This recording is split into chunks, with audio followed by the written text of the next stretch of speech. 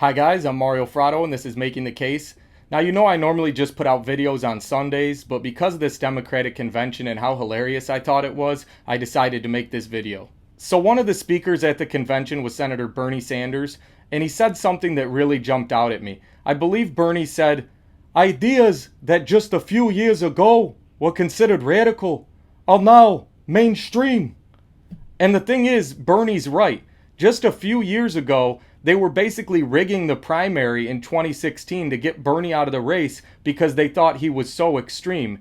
And then fast forward to this year, they actually strategically got Bernie out by everybody dropping out right before Super Tuesday. Had they not done that, Bernie was projected to win 10 or 11 out of 15 states. Now, 90% of the Democratic platform is Bernie's ideas.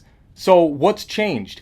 I believe what's changed is that Joe Biden doesn't have any real ideas of his own. If you remember back during the Democratic debates, most of the time when Joe Biden was speaking, he would say, "I'm sorry, I'm out of time," and stop speaking, or he'd say, "Never mind." Now, somebody with ideas and solutions wouldn't give up their time like that, but Joe Biden really doesn't have anything to say. Now, Bernie also said if we re-elect Donald Trump, then all of this progress would be in jeopardy. And that's exactly the point. The only way to stop this radical agenda is by re-electing Donald Trump. In Joe Biden's words, the only thing we can do is re-elect Donald Trump.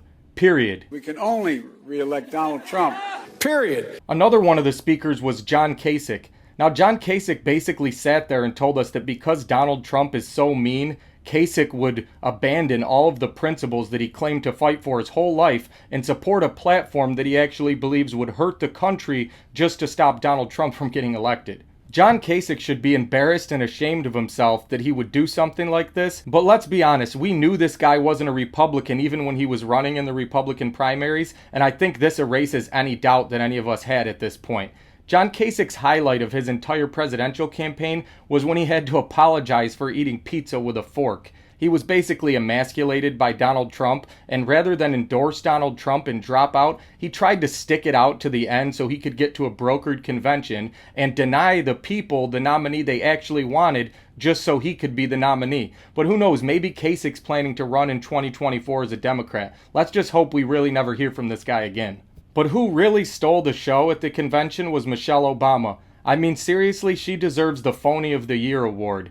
Now, if you're into the whole orange man bad scene, then you bought this hook, line, and sinker. She made it sound like we were living in a communist dictatorship like Cuba or China or even North Korea, where right now people are being forced to turn over their dogs for food. But oddly enough, they'd like nothing more than to turn this country into a communist dictatorship.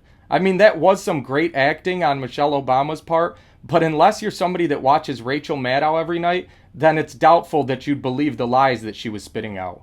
Anybody with an IQ above 50 knows that the only reason we're hurting right now is because China lied about this virus, then they let it spread all over the world, and now we're paying the price for it. Michelle Obama never really had anything substantive to say at all. She never explained how raising taxes or allowing more immigration would help Americans have more money and find jobs, and that's because she knows it's impossible to do. But that's exactly what the Democrats want for the country right now.